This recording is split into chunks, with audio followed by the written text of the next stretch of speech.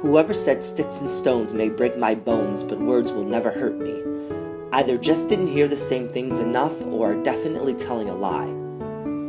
Because oftentimes denial seems like a suitable coping mechanism. We smile to dodge questions and we muster up a laugh not to cry.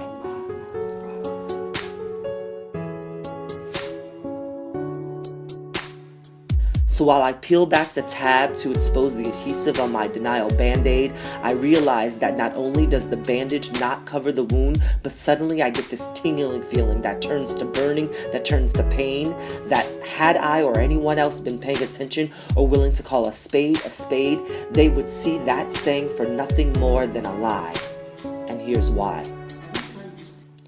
Every time you see me, an insult catapults from your lips like a slingshot carrying the insecurities you created about my hips being too big and my forehead being oversized. I didn't realize I wasn't the only one you criticized. See, I thought your hate was postage marked just for me, but I was distracted by my new invisible injury.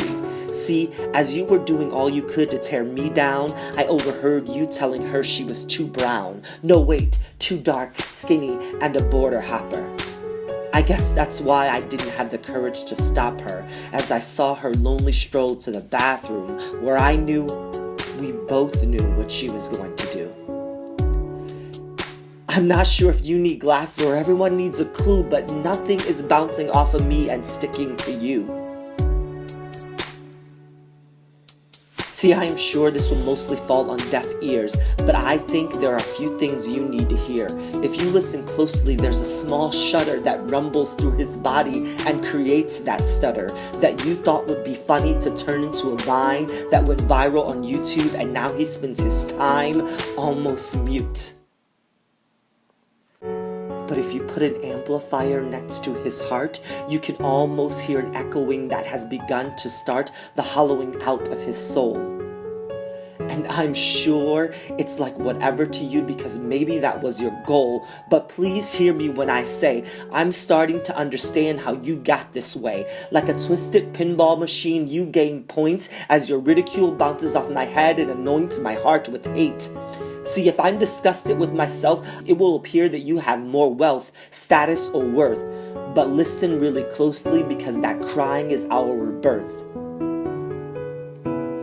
It started out as a whisper that none of us believed, that we used to survive or hoped we could weave through our hearts, like a mantra that would inhibit us from being torn apart.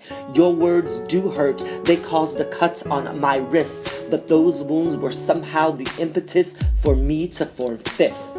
No, not to run up behind you, but to knock on the minds of those who are blind and don't see you for what you are, a coward. See, we shattered our mirrors that only focuses on the outward and dug down deep to be empowered to say when we were alone, vulnerable and weak, your words were able to seek refuge in us.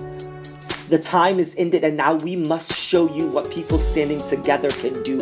Her hand in mine and mine in his. We surround all the hate you spew with love and we resist the urge to hurl or shove it back at you. Instead, in the power of unity, we rebuke your rage. So to every ugly poser, loser, freak, we take your words and together we speak the truth.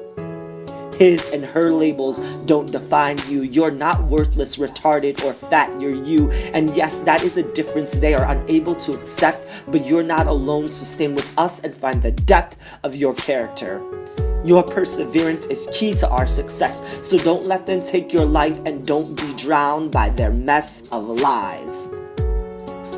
It does more than get better, it gets great, because in the end, love is the only thing that triumphs hate.